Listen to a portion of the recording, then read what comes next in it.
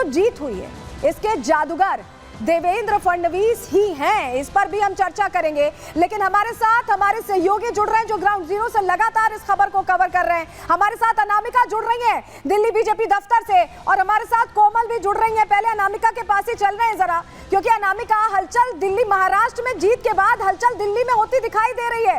जरा ये बताइए कि प्रधानमंत्री के पहुंचने से पहले कार्यकर्ता क्या पहुंचने लगे हैं, उत्साहित हैं, क्या माहौल है वहां पर? पहुंचने शुरू हो, और आपने कहा कि महाराष्ट्र में चुनाव जीते दो कारण हैं, क्योंकि आने वाले चुनाव लोग उससे जोड़कर देख रहे हैं कि जनता ने जैसे महाराष्ट्र में समर्थन दिया है दिल्ली में भारतीय जनता पार्टी की सरकार बन सके, जो सालों से सूखा है भारतीय जनता पार्टी के लिए दिल्ली में कम से कम वो खत्म हो सके। और दूसरा, दिल्ली से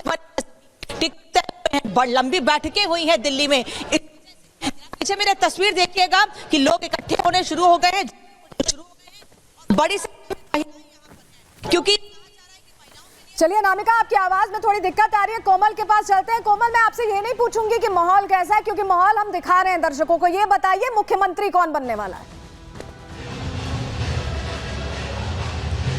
देखिए, मुख्यमंत्री को लेकर के चर्चा काफी ज्यादा तेज है, क्योंकि जब से महायुति की जो प्रचंड बहुमत से वो जीत उन्होंने हासिल की है, उसके बाद से ये सवाल तो लगातार हम भी पूछ रहे हैं कि आखिर अब सीएम का चेहरा कौन होगा।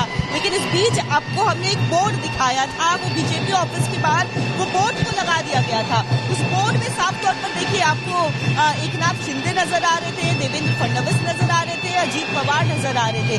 कई बार देखिए जब अमित शाह यहाँ पे रोड शो करते हुए नजर आए हैं, जब जनसभा को संबोधित करते हुए नजर आए हैं, तो उन्होंने इस बात का संकेत दिया है देवेंद्र फडणवीस जो है वो अगले सीएम हो सकते हैं। आज जब हम उनकी बात से, जब हमारे सहयोगी बात कर रहे थे देवेंद्र फडणवीस की माता जी से, तो उन्होंने भी खुशी जाहिर की। उन्होंने भी साफ तौर पर ये भी कहा कि देखिए उन्होंने काफी ज्यादा मेहनत की है, काफी ज्यादा पूरे समय 24 घंटे ग्राउंड पे रह करके उन्होंने हर वो कोशिश की जिससे यहाँ पे महायुति की सरकार बने। और देखिए उसी कोशिश का नतीजा है कि आज जो है एक भारी बहुमत के साथ प्रचंड जीत जो है वो महायुति की हुई है। लेकिन इस बीच अगर आपको तस्वीरें भी दिखा रहे थे अब लगातार बीजेपी ऑफिस से, यहाँ पे देखिए पहुंचे हुए हैं देवेंद्र फडणवीस, उनके साथ रामदास अठावले भी है, साथ ही साथ कई बीजेपी के बड़े चेहरे भी यहाँ पे पहुंचे हुए। और लगातार देखिए मंथन हो रहा है, बैठक हो रहा है, बैठकों का दौर जारी है। अब ऐसे में बैठक होने के बाद देखिए ये तस्वीर साफ हो पाएगी कि आखिर जो है क्या कुछ निकल कर आता है, कौन सीएम का चेहरा हो सकता है। क्योंकि कोमल, अभी हलचल बनी हुई है, देखते हैं किसे चुना जाता है। लेकिन हम जो कह रहे हैं कि जीत के जो जादूगर हैं वो देवेंद्र फडणवीस है। क्यों हम ऐसा कह रहे हैं, चलिए जानकारी आपके सामने रख रहे हैं जल्दी से।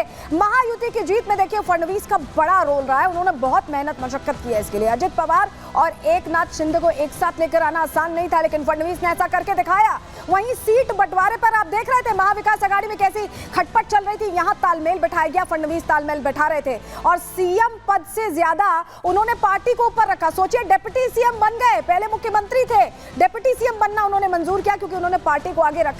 और महाराष्ट्र और दिल्ली में भी जो समन्वय है वो बरकरार रखने का जिम्मा भी देवेंद्र फडणवीस पर ही था। और इसीलिए हम कह रहे हैं कि देवेंद्र फडणवीस एक तरह से यहाँ किंग मेकर थे। चलिए जरा अब आपको बताते हैं कि ये वो तस्वीरें हैं जो लगातार सामने आ रही, जो कहानी जीत की कह रही है। ये पहले तस्वीर देखिए, ये जो बातचीत हो रही है देवेंद्र फडणवीस की, जैसे ही टैली में नंबर बेहतर आए उन्होंने सबसे पहले अपनी मां को फोन किया और क्या बातचीत की, जरा फुल स्क्रीन आपको सुनवा रहे हैं। ये तो संध्याकाळी येतो, आता इकडून सगळं निघतो तो येतो, हा मी कळवतो चला धन्यवाद, आशीर्वाद देतो। ये तो संध्याकाळी येतो, आता इकडून सगळं निघतो तो येतो, हा मी कळवतो चला धन्यवाद, आशीर्वाद देतो।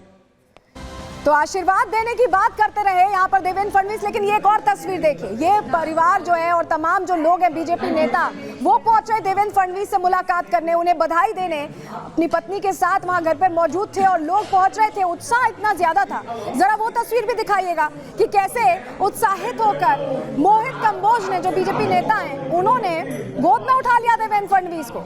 और ये बता रही थी तस्वीरें कि कैसे जीत को लेकर आश्वस्त थे और उसके बावजूद किस तरह से उत्साह यहाँ पर देखा गया। ये तस्वीरें हम आपको दिखा रहे हैं, लेकिन आपको हम बताते हैं कि देवेंद्र फडणवीस ऐसा नहीं है कि अभी से कोशिश कर रहे थे। जब उस दौर को याद करिए जब उद्धव के साथ सरकार बनी थी और उसके बाद सरकार तुरंत चेंज हो गई थी क्योंकि उद्धव ठाकरे नाराज हो गए थे, उन्हें मुख्यमंत्री नहीं बनाया गया। तब देवेंद्र फडणवीस ने कहा था कि मैं समंदर हूं, वापस आऊंगा, और वाकई वापस आ गए। जरा सुनिए उस वक्त की बात। मेरा पानी उतरता देख मेरे किनारे पर घर मत बसा लेना। मेरा पानी उतरता देख मेरे किनारे पर घर मत बसा लेना। मैं समंदर हूं, लौट कर वापिस आऊंगा। अब सवाल यही है कि अब जीत तो हो गई, लेकिन कौन बनेगा मुख्यमंत्री? प्रबल दावेदार कौन है? चलिए रिपोर्ट के जरिए सवाल का जवाब आपको दे रहे हैं।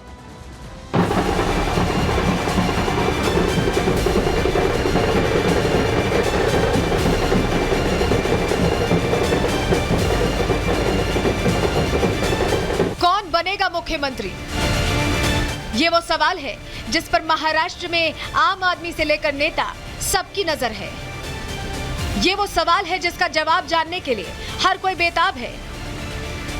बेताबी इसलिए भी बढ़ी हुई है क्योंकि महायुति ने महाअघाड़ी को वाकई में राजनीति का महाअनाड़ी साबित कर दिया। पिछले चुनावों में 100 का आंकड़ा पार कर चुकी महायुति ने इस बार डबल स्ट्राइक मारी है और आंकड़ा 200 के पार है। ऐसे में कौन सीएम की कुर्सी पर बैठेगा, कौन उस कुर्सी का मजबूत दावेदार होगा, यह बड़ा सवाल बन गया है। बीजेपी की तरफ से देवेंद्र फडणवीस, शिवसेना की तरफ से एकनाथ शिंदे और एनसीपी की तरफ से अजित पवार लाइन में है। लेकिन इस बार पलड़ा बीजेपी का भारी है और अगर इस फॉर्मूले पर सरकार बनती है तो देवेंद्र फडणवीस इस रेस में बहुत आगे निकलते दिख रहे हैं। हालांकि शिवसेना सांसद नरेश मास्के ने अपनी राय रखने में देरी नहीं की और कहा कि एकनाथ शिंदे को ही मुख्यमंत्री होना चाहिए। मुख्यमंत्री एकनाथ शिंदे जी के नेतृत्व में हम लोग लड़े हैं। सब लोगों ने ये मान्य किया है कि एकनाथ शिंदे जी के नेतृत्व में चुनाव हम लोग लड़ रहे हैं। मैं शिवसेना का कार्यकर्ता हूं। मुझे लगता है हमारा नेता एकनाथ शिंदे साहब है, वो मुख्यमंत्री होना चाहिए, मुझे लगता है। जबकि डिप्टी सीएम देवेंद्र फडणवीस ने इस सवाल पर साफ कर दिया कि तीनों पार्टियां मिलकर मुख्यमंत्री के लिए नाम तय करेंगी। सीएम पद के ऊपर कोई भी विवाद यहाँ नहीं होने वाला, क्योंकि पहले दिन से ये तय है कि चुनाव जब संपन्न होगा तो चुनाव के बाद दो पार्टियां तय करेगी। हमारे नेता आदरणीय मिनिस्टर साहब ने प्रेस कॉन्फ्रेंस में ये बहुत स्पष्ट शब्दों में बताया है कि चुनाव के बाद तीनों पार्टियां बैठेगी और इसका निर्णय करेगी। अब मुख्यमंत्री कौन बनेगा ये तो समय ही बताएगा, लेकिन अभी तक बीजेपी की बम्पर जीत और महाराष्ट्र में पार्टी के प्रदर्शन को देखते हुए फडणवीस इस रेस में बढ़त बनाए हुए हैं। Bureau report, Republic Bharat. तो आप समझ गए कि देवेंद्र फडणवीस सबसे ज्यादा प्रबल दावेदार हैं क्योंकि बीजेपी सबसे बड़ी पार्टी बनकर यहां उभरी है। लेकिन चलिए जरा तस्वीर दिखा देते हैं आपको उस ट्वीट की जो देवेंद्र फडणवीस ने यहां किया है। और देवेंद्र फडणवीस ने ट्वीट करके वही नारा दोहराया है जिसकी काट यहां विपक्ष खोजने में टेंशन में रहा पूरे चुनाव में। कहा है एक है तो सेफ है, मोदी है तो मुमकिन है। ये बता दिया है कि प्रधानमंत्री नरेंद्र मोदी है तो मुमकिन है और एक है तो सेफ है। ये सीधे सीधे बताया है उन्होंने।